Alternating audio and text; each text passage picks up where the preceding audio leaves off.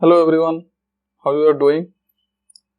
Previously we had a little introduction about FASTAPI. So today we are going to implement CRUD operation with FASTAPI. Hi, this is Pulokesh. You are watching MTech Learner. So CRUD means basically create, read, update and delete. Okay, these are the four operations we are going to perform with database.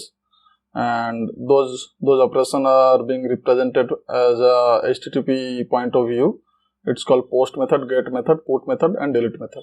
Okay, these are HTTP methods. Okay, and we are going to handle a database. So here we are using SQLite. Okay, and to talk to SQLite, our Python program will use ORM. ORM basically means object relation mapper. So that ORM name is SQLAlchemy. Okay.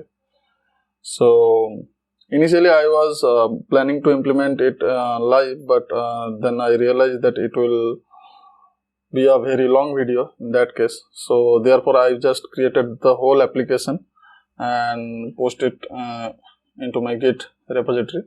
So if you want, you can get it from there and try it on your own. So right now I am just going to walk you through the whole code, that what I have been done there. So this is my application basically, and which are having 5 Python file and 1 database file. Okay. So all of these code are being present in my code editor as well. This has been posted 4 hours ago. So I have here all of those code. So let me just explain what I have done here. Okay. So as I told you that I have used ORM here. So that is SQLAlchemy. Okay. So from that SQLAlchemy, I have imported 3 things here. One is create engine, another is declarative base, and number 3 is session maker. And in order to create a connection with database, you just have to put your database URL. Here it is like this, but if you are using some network database, I mean your database is hosted in some network, in that case you will have a proper URL here. And if you are using Postgres or any different database, then in that case it will have the username and password as well.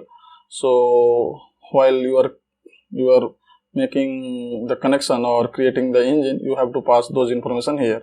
Okay, in this case I'm just simply using SQLite, so I'm just saying that checksum threads is false. Okay, nothing else. But in that case you have to pass all those information. And then just I have created a simple variable which is called session maker, and where I am explicitly telling that auto commit is false. This means I would like to handle a commit operation when I am inserting something or deleting something or uploading something, updating something. In that case I would like to handle it explicitly. If I made it true, then it will be done automatically. I don't have to perform the auto commit explicitly, but I would like to do that. That's why I've just put it here false. Same goes for auto plus and the bind. I'm binding with the engine basically. Okay, and I have another variable called declarative base, so which will provide the base to perform the operation. Okay, just let's quickly move to my model script. Here I am just creating a object, creating a class called movies, and here basically I'm telling that my database will have a table name. Will have a table which name is movie basically, and inside that I'm just creating few field here, you can see. And one more thing, since it's a ORM, so you have the luxury that you don't have to create a explicit statement. Okay, you just simply you can simply use this class and you will be fine to create your own table structure. Okay, that's what I'm doing here.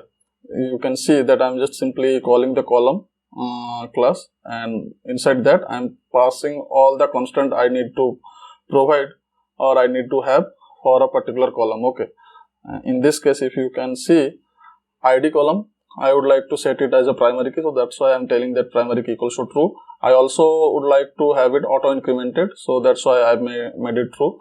And if you don't want auto increment, in that case you can set it auto increment equals to false explicitly, or you don't have to mention it here, so it would be automatically enabled.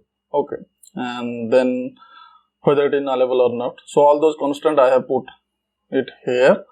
And if you want to set a length, like in database we used to set like varchar 35, 200, something like that, so you can do that as well. As you can see, for this movie name, I would like to have that movie name cannot be more than 255 characters. Okay, so that's the maximum limit, so I've just set it here. Okay, and you can also set the boolean value, as you can see here, membership. So that's pretty much for model. And now I'm going to schema, and this is required because I need to have a validation here, and in order to validate my data, I just using the base model, which is belongs to Pydantic. Okay, so we already talked about this in previous video, that Pydantic is such a good awesome module available in Python for data validation. Okay, so I'm just simply using that here, and as you can see, I'm just simply made a class which are having 4 properties. Okay, these are the basic properties for a movie, and after that I just extended that movie base to movie add. So in movie add I am adding 3 more properties, because whenever I would like to add a movie into my database, I have to provide this information. So that's why I'm just extending this class to movie add. Okay, so basically currently it will have the 7 properties. And one more important thing here, that is config. Okay, so this means I'm using a ORM solution here. So I'm just saying that ORM mode is true. There is something, there is a lot of things about ORM mode. If you want to explore it, feel free and go ahead to the SQLAlchemy page, and there you will find all those details regarding ORM mode. Okay, so I'm not talking about that right now. And if you want me to explain all those things in details, what is ORM mode, why I'm using a config, so in that case I'll make a separate video. Just let me know in the comment section. Okay, after that I have create another class called movie, which is having only one, which is extending the movie add. So basically it will have all those 7 properties. Along with that, I am adding one more here, which is called id. Okay, and same goes for the config section. And here you can see I have created another schema for update movie. So this schema will be used while I'm trying to update some value of that of any movies which has been present inside my DB. So, and there I would like to change, or I would like to update these two fields value. So that's why I just mentioned these 2 fields here. If you have something more to add, so you can add it. Okay, so for demonstrating purpose, I'm just planning that I'll update these 2 fields value. Okay, so that's it. That's about schema. Now let's move to our core logic part, where I'll perform all those operation. Create operation, update operation, delete operation. Okay, so forget these 2 for the timing. Just let's move into this one. Okay, so this is the method where I'm saying that I would like to have the get movies information. Okay, so this method actually does what it will do. It will talk to your database and grab all the record which have been present inside the database and return it to you. Okay, that's what it's doing. And the amazing part is, it is a ORM, right? So that's why you don't have to create a entire statement here. Okay, as you can, this query actually in the backend it will create a query for you and it will execute that query, but you don't have to worry about it. That's the beauty of ORM basically. Okay, so it will give you all the values. So here I'm just saying that db.query, and this query will be running for this model, and there I'm saying that offset. So basically if you want to skip some record, so you can do that, and a limit, I mean in one hit how many record you would like to fetch. So in this case I'm saying that I'll fetch 100 records. So that's what I'm saying, doing here. Okay, similarly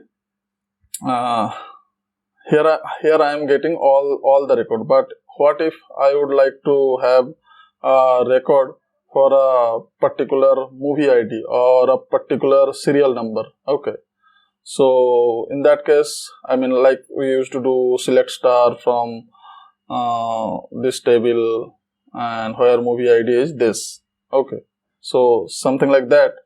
In order to perform that, you have to just use the filter method. Okay, simply. Okay, so db.query, again your model name, then the filter method. Inside filter method, you will say that against which field you would like to have the record. Okay, so here I am saying that if the movie ID is equals to given movie ID, what I am going to give, and in that case I'll have the first record. Okay, sometimes if it's a unique key, you will have a only one record, or primary key you will have only one record. If it's not, then there could be multiple record. Here I'm just to demonstrate, I'm saying that I'll take first one. First one means basically if there is a multiple record, in that case it will return only the first one. Okay, so there are many more options, one or none, all, like you have already seen here. Okay, so there are many more options, you can explore it basically. So these are the retrieve. Okay, retrieve operation. Okay, but what if I would like to add something, right, which called create. Okay, so in order to create, okay, let me show you this part later. Let's jump to my API section. Here you can see this is pretty simple. I have already explained it before, that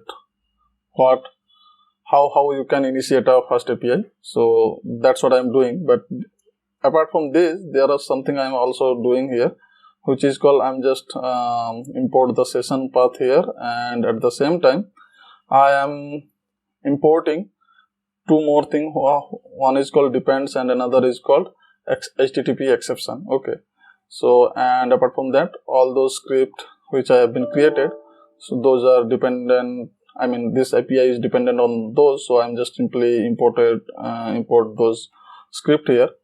And one more thing, from DB handler I have import these two, engine and session local. If you can remember, I have created these here. Okay, so I'm just simply import them here. Okay, after that, what I am doing here, I have created a separate method called getDB, so which is basically provide me the session actually. Okay, nothing else. It's a pretty simple thing. It's just provided me the session. Okay, and then I have created a endpoint which is called retrieve all movie details. So here I am just passing simply, if you remember the method get movies, it accepts three parameters, right? And DB session, I mean DB type is session object, and skip and limit. So that's what I'm passing here. So in order to pass that, I have just I have to provide this, right? So I'm sending all those things here, and in response model I'm saying that my response model will be schema.movie. Okay, so if you remember, my schema.movie is this. So nothing, it has all those 8 properties. Okay, so now if I run my application here, just run. So in order to run, the command was UVI con, then your script name, and then the app. I would like to use reload. So if you see that application startup complete. So now if you go back to your browser and you hit this, you can see all those four methods. These three methods I haven't explained yet, I will explain, but you can see I have all those methods here. And if you open this, and since my DB has some record, so I'll have them here. You can see that all those records are getting displayed over here. Okay. So movie name and director, genre cast, movie ID, streaming platform, membership required or not, ID. Okay. So now I would like to add something. Okay. So I have created another endpoint called add new movie, and there I am sending that schema.movie add. Okay, that we already have been created here, as you can see, this one. Okay, so this is the schema I am passing here, and in this case response model will be this, and I am simply sending the database session. Okay, and there is a method which is saying that get movie by movie ID. So what it does basically, if you remember here, you can see I have set movie ID as unique. So the point is I am doing it here because before insert a record, I would like to check whether that record is exist on the database or not. Okay, that's why I have created this method, which will basically doing the things checking by movie ID. If it gets any hits, in that case I'll raise an exception by saying that record is already existing database. Okay, if it's not, in that case I would like to create a new record. Okay, so this is a way of implementation. If you want, you can implement it in another way. I am just simply doing that. And here you can see I am just accepting two things. One is session object, another is movie object, which is nothing but a movie add object. Okay, so in this object, as you can remember, ID is auto incremented, right? I have set it here in model. ID is auto incremented, so I don't need the ID to explicitly pass over here, so I just keep that. Other than that, I have passing all those variables. Okay, all those fields value basically. So I'm just creating my whole my details object, and then I'm just simply doing the add operation. So it will basically do the insert operation in backend, so you don't have to worry about that. And after that, as you can remember, while I was creating engine or creating session, that time I was saying that auto commit I have been set it as false. So here I am doing explicitly the saying that if this operation is successful, then I would like to perform a commit operation. So I just simply did that. After that, I am just refreshing my database, and then I am just returning this.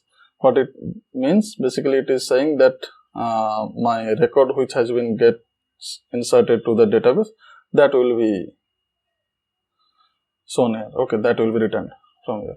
Okay, so now if you come back to the web browser, let's close it and let's add some new movie. Okay, so just get some movie name. Let's call escape plan. Okay, I don't have the whole information, so I just googled it. So this is the movie I would like to add. So in order to add, I just simply copy it from here, go over here, and movie name will be this escape plan, and the director is this. So I'm just simply copy pasting the information. We can actually create a web scraper also. So if you don't know what is web scraper is, I'll create a different video for that. That is a very interesting topic actually. So I'll probably create a separate video for that. I need the cast. So star cast is Sylvester Stallone. So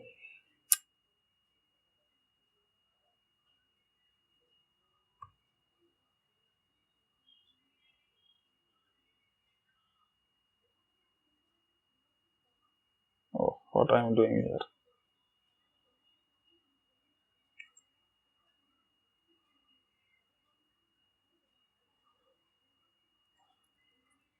Okay. And web scraping is actually pretty fun, and you can do a lot of stuff. Even in deep learning, it is very useful. Okay, as movie ID, I am just giving us some random things, and as you can see, it's available in Amazon Prime. So I am going to say that Amazon Prime and membership is required. Okay, so now if you execute this,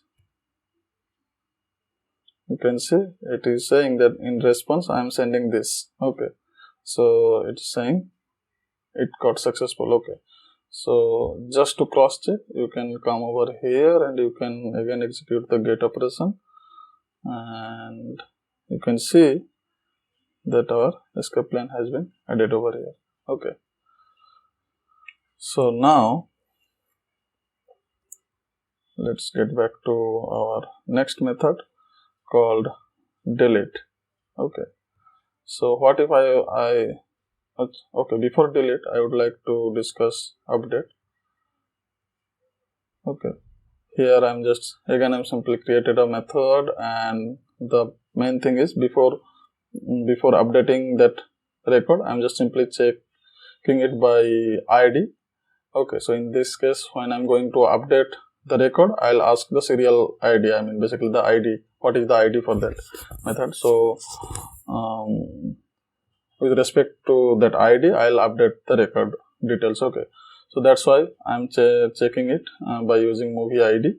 So this is a simple one-line method which is returning the record if it's present. Okay, so again, if it's present, then only I'll be able to update the information.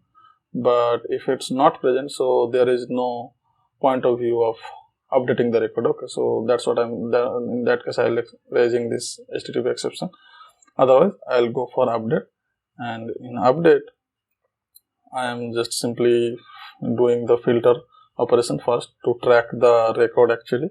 Okay, and then just in case if it not exist, then I'll return from here. So although I don't need to do that here already because I have checking it first before come to this point, so I can actually close it. Okay, but anyway, after that I'm just simply doing the filter method, and this is the important part. I am just simply using the update method where I'm just sending the details, and details should be in dictionary form. That's why I'm using this vars option, which will basically convert your schema or the object you are sending here into the dictionary actually. Okay, so that's why details will be converted to the dictionary. So update receives a dictionary object here, and after that I'm just simply doing the commit, and after committing that I'm just returning the object, okay, based on that serial ID. Okay, whether it's been updated or not, you can just get it in response. Okay, so let's get back to our browser and let's update something. Okay, so for update, HTTP method is put. Okay, now try it here. Let's say I'm going to update ID3. Okay, let me check ID3 is present or not. If I have deleted that, okay, it's present. Okay, it's saying Hotstar. but I would like to change it to something else. So from a Hotstar I would like to change it YouTube. Okay, it's a random thing. Okay, and membership I am saying that false. Okay, now if you execute this, it is saying that you have successfully updated, and if you see, the platform has been set to YouTube and membership is false. And if you see here,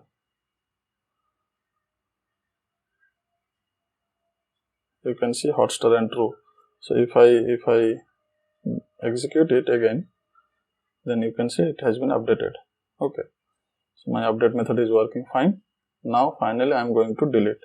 So to delete, it is pretty simple.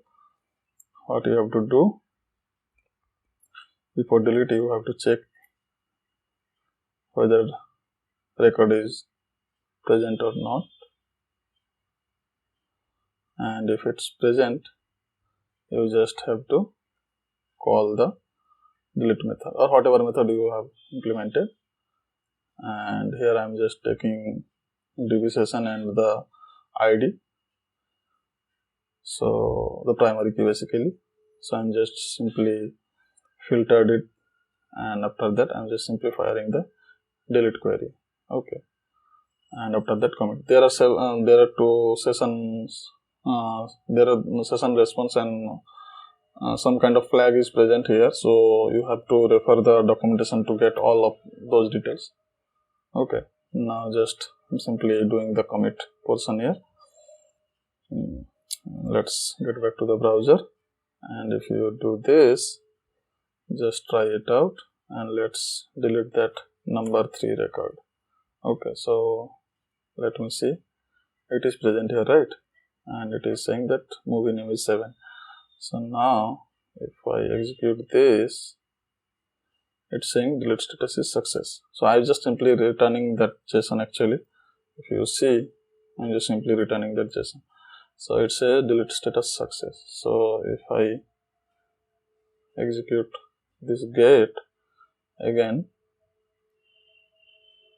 so you can see that ID3 has gone. Okay.